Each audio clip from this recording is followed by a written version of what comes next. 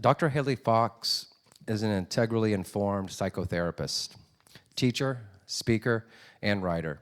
She is licensed to practice mental health counseling in 3 states, holds the LPC supervisor designation in 2 of them, and is board certified in art therapy, music therapy, and telemental health.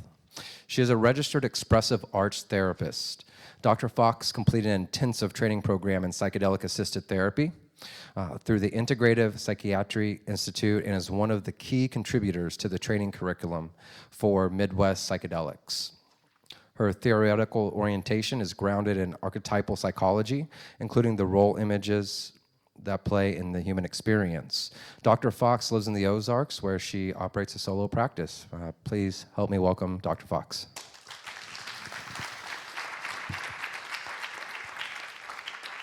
Thanks. So can you hear me okay?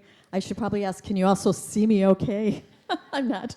I am standing up, believe it or not, but I almost feel like I should be standing there, but I want to be able to get to my PowerPoint. So let's just get started, since this is going to go by really fast.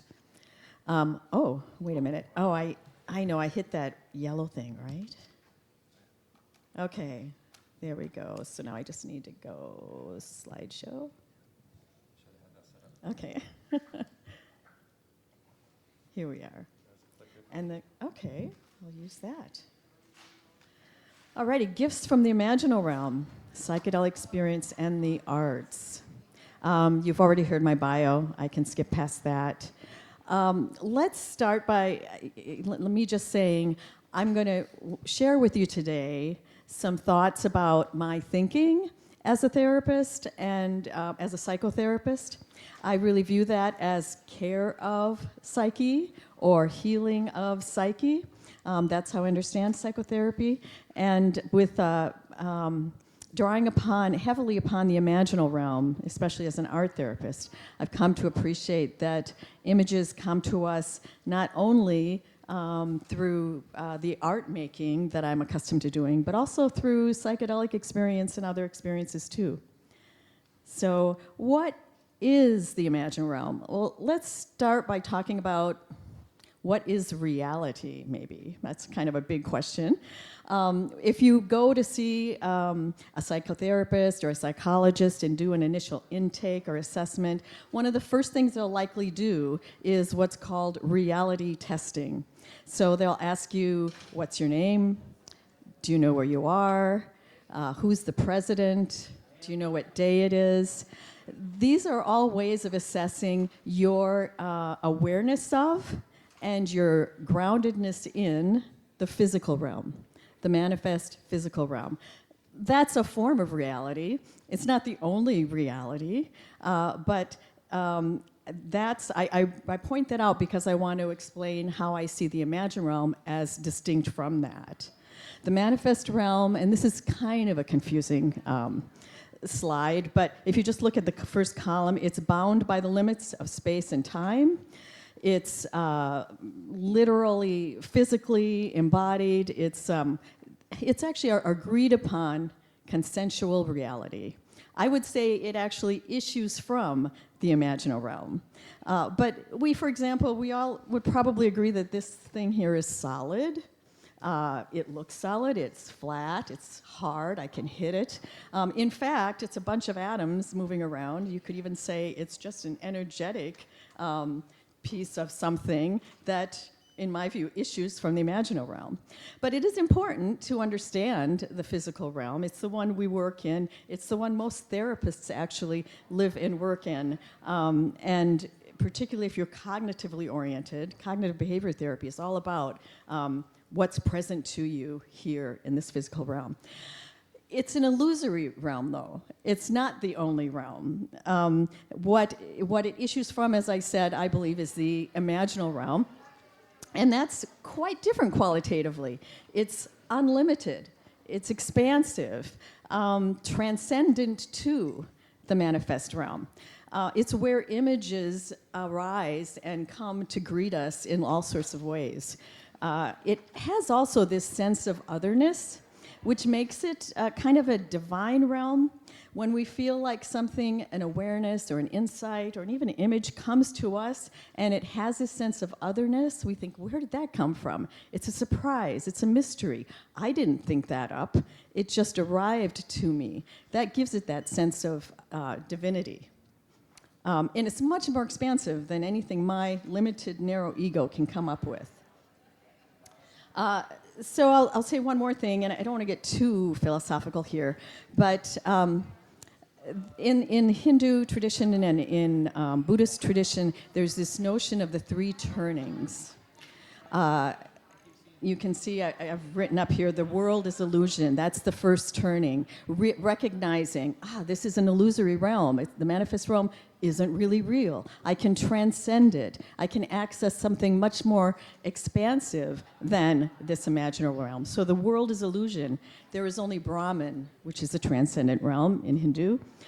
And then the third turning is Brahman is the world. So there's this sense of pointing us back to a non-dual kind of existence. It's as we advance in consciousness, we recognize the illusory nature of the manifest realm. We want to transcend and escape it and be free of it, which is a natural inclination, of course. But at a higher level of consciousness, we recognize we don't want to live there. We want to come back into the manifest realm, bring all the riches from the imaginal realm, and make this world, this physical realm, a better place from what we're able to access from the imaginal realm. Okay, so gifts from the imaginal realm come to us in a variety of ways. In our dreams. It's no surprise to me that psychotherapists often want to work with dreams. There's great richness there. Images come to us in dreams and if we don't take them too literally, that's the mistake. If you can work with dreams in an imaginative way, then you can really benefit from the gifts they have to offer. Images, of course, come to us in the art that we make too. Visual art, songs, poems, movements and gestures, dance. Images are multimodal. They're not just visual. Images feel a certain way. If you pare it down to even the most simple sort of image, if you think about the image of a circle, for example, it has, of course, a visual sense to it. There's roundness. It also has sort of a sound. It's an O, right? O has a shape, has a sound, has a feeling, too. If we all stand in a circle and hold hands, there's this sense of there's no break in it. It has this sense of unity and wholeness and safety. Art therapists often use mandalas to help people center themselves. Or Jung, in his Red Book, had a whole series of mandalas that he saw as a really important shape to help him in his own self-discovery. So images are multimodal, and they come through our art. They also come in psychedelic experiences. And I'm going to show you some examples of all these as we go along. They can happen spontaneously at what Stan Groff would call a spiritual emergency or a religious experience, kundalini experiences. Sometimes you're just walking around minding your own business and you might have an out-of-body experience. It's part of the human experience. It does happen to people. And then I would say that images also manifest or come to us and arrive to us in the imaginal realm. I mean, in the manifest realm, too. So, again, I said the manifest realm issues from the imaginal realm, and if we accept that premise, then it follows that images may find their way to us with carrying gifts, carrying wisdom that might benefit us in the manifest realm, too. And some of you might have had experience of this. Maybe, I don't know, I remember one time a hummingbird came and just hovered in front of me for a really long time. It's not just a physical phenomenon. It is a physical phenomenon. But there was a message in it for me, very much as if it had come to me in a dream. So more and more, I recognize the imaginal realm coming to me through the manifest realm. And I think that's maybe related to where we are in terms of our advancing consciousness as a human species. So I want to just pay a little homage to James Hillman. He's a neo-Jungian, so that means he studied to be a Jungian analyst and then sort of departed from Jung a little bit. I mean, he certainly honored Jung in all of the work that he did, but I think he advanced the thinking in some ways. And the contributions he made are looking at the realm of images and acknowledging and honoring their autonomy, their intent, multiplicity in meanings, and a desire to engage with us. So think about that. Images themselves want what's best for us. They come to us with purpose, with their own purpose, not just something that I project upon them. And so it's important, or at least it's really useful therapeutically, to imagine them that way. Whether or not that's really true or not, I found it to be extraordinarily effective to allow images their own autonomy to, sit down and dialogue with them, engage with them, respect them, especially perhaps those really difficult images that we don't want to look at. I'll talk about that in a little bit. They're not going to harm us. They might be scary, they might be difficult to engage with, but the ones that are difficult to engage with often have the most to offer. So that leads right into this notion of human shadow. Those of you who've read some Jungian psychology or Hillman have probably been introduced to the human shadow. The simplest definition I can come up with is it's any psychic material that we just can't bear to look at. So we push it away. We try to pretend it's not there, perhaps. Maybe we project it onto other people. Maybe, and it can be, regular, things, character flaws we're ashamed of that we don't want to admit in ourselves. So we'll project on someone else, see a certain kind of meanness in another person because we're afraid to admit to the potential that we have to have that. But there's also the notion of golden shadow, which is also material we can't bear to look at, but it might be our most precious gifts and sweetness inside that, for whatever reason, we've pushed away because it's just hard for us to accept. So I want to talk mostly about gifts, imaginal gifts that connote shadow material, because I think some of the most important lessons come from shadow. Okay, so what I'm going to do is go through, I'm going to go through quickly, I guess. I'll go through a few images, personal images that have come to me, personal shadow images, and talk to you about how they've come to me and how I've worked with them very briefly. I could go on and on for lots of these. But one of the first images is the snake. Now, one thing you'll notice about shadow images, because they're things we can't bear to look at, they usually come to us wrapped in clothing that we can't bear to look at. So like snakes, not for everybody, but certainly for me and for maybe a lot of people, there's an initial recoil when there's a snake present. Kind of scared, don't want to touch it, they're a little bit slimy. So that's when you see an image that you want to recoil from or you don't like to look at, it's likely an indication of shadow. The snake first came to me, after another image that came to me. I should have done this in a different order. But I had a really strong song come to me. I'm a songwriter, and there's an image in this song of a well. So it started with the well. And it wasn't like this, stereotypical wishing well image. I really didn't know what it looked like. I had this feeling of wellness. And the word well came out these are the lyrics to the song here. So I decided I was going to go to my art and explore this well and see what was there. And my first rendering of the well was in this fired clay piece up here. And what I noticed about it, it's a little hard to see, it's kind of blurry, but there's, at the top of the opening, there's like this cross-hatching. And then around the sides of it, little snake-like figures were coming. But the question, I looked at it and I thought, you can't really tell from that image if the snakes are coming in or going out. So I determined to stick with the image and work a little more with it. In the meantime, I had the snake image come into a dream. And I want to share with you because it was just an amazing human shadow dream. In the dream, I'm standing in front of my kitchen cabinet, and one of those cabinets that's way up high, opening the 2 doors, and as I'm opening it, an enormous boa constrictor falls.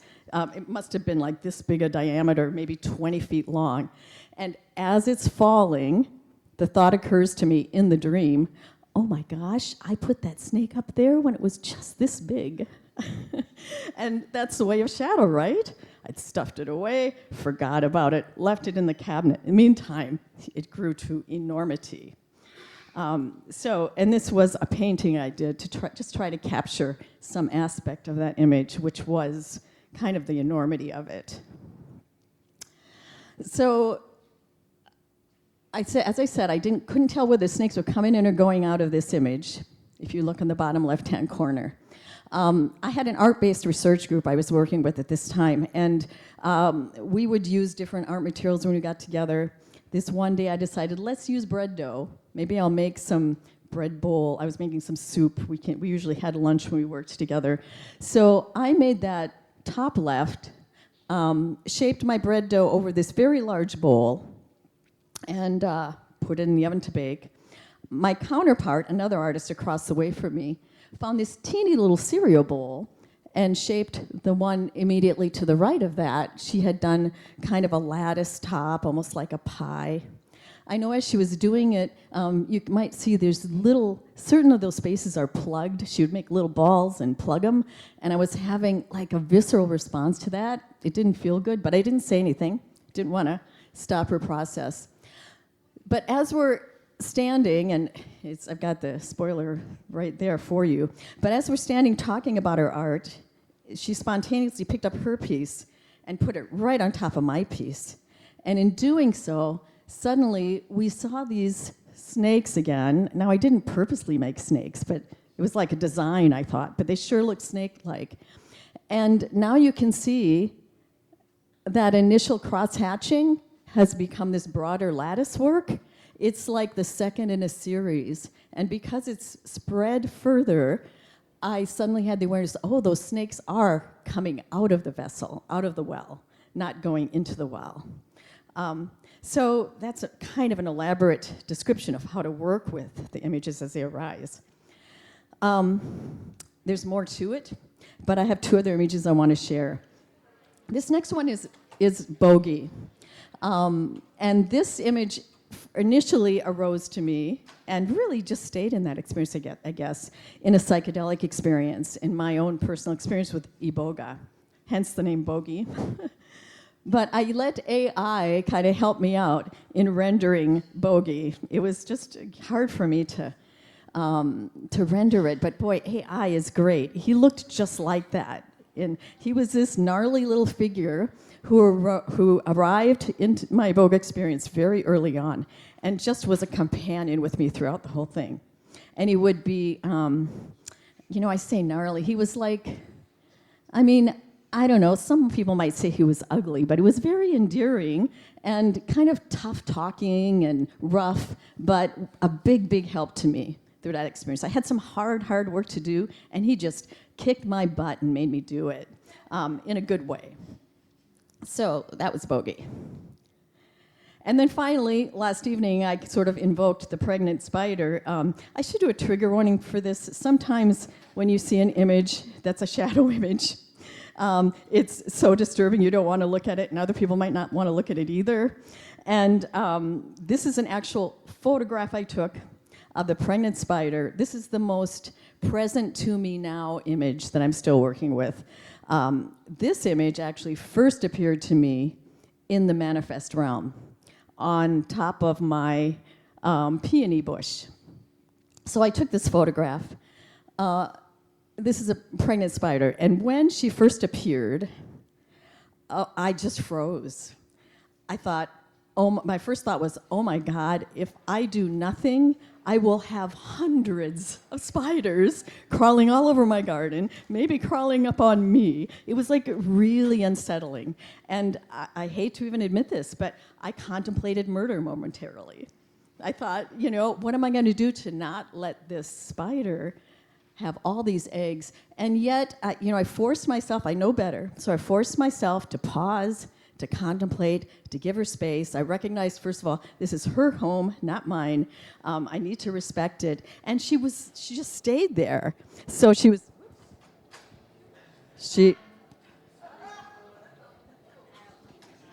did I hit that? Oh. The shadow has lifted.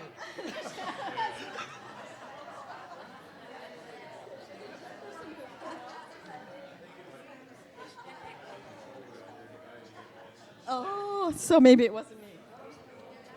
It wasn't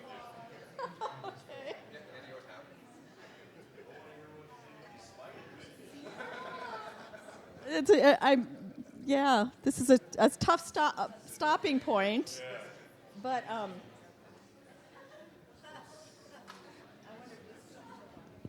it's odd that doesn't work either. Testing. It shut everything off. Well, you probably still have the image in your mind. Let me just try to talk. So, she stayed for a long time. I had an opportunity to kind of engage a little bit. Oh, there it is.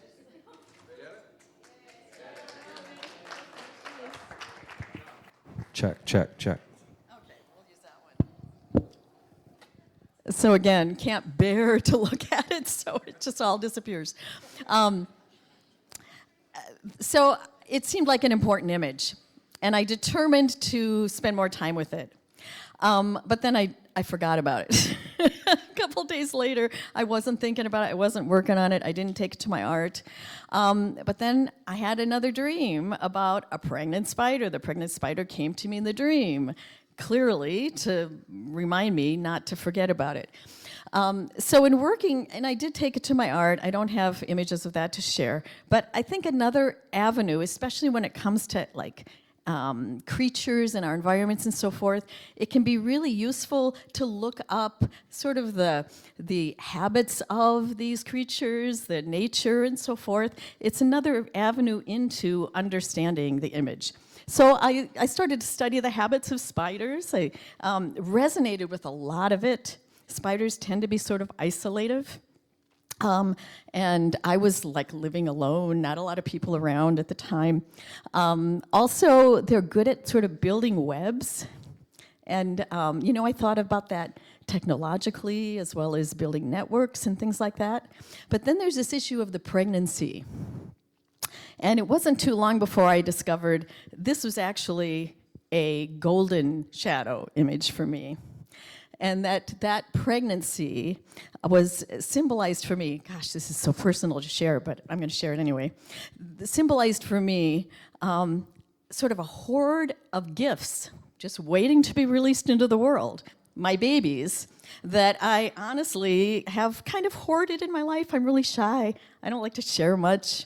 But it seemed to be pointing me in the direction of they're going to get born, and you might as well cooperate with the process and nurture them as well as you can. One of the facts I learned about many spiders, not all species, but many of them, as soon as the babies are born, they will consume their mother in order to get nourishment and nutrition so that they can have the best start in their life. That, again, was a little bit unsettling, but the more I contemplated that, the more I really appreciated what a beautiful thing to be able to really feed and nurture. I know I'm not going to live forever, there will be a death to me. Why not allow whatever I have, whatever sort of nourishment I have available, to feed these babies before I send them out on their way. So my current contemplation has really been on what are those babies, how can I best nurture them out into the world. A lot of it's like creative work that I need to let go of and put out into the world. Other kinds of work, actually being here today, this is like letting one of my babies out into the world. Yeah. So, the pregnant spider, and I think that's just about it. Some references. I got 5 minutes, good. So I'm willing to share these slides, references with anyone who might want them. I also want to let you know I have, I'm doing a workshop. I do these now and then, an intensive, like 6-hour workshop, primarily for clinicians. This one's on psychedelic assisted therapy and non-ordinary experience, and that's happening on September 14th. It's a Sunday, I think, 6-hour intensive by Zoom. So if anyone's interested, you can grab that flyer, and I've got business cards there too. So I'll close and open to questions.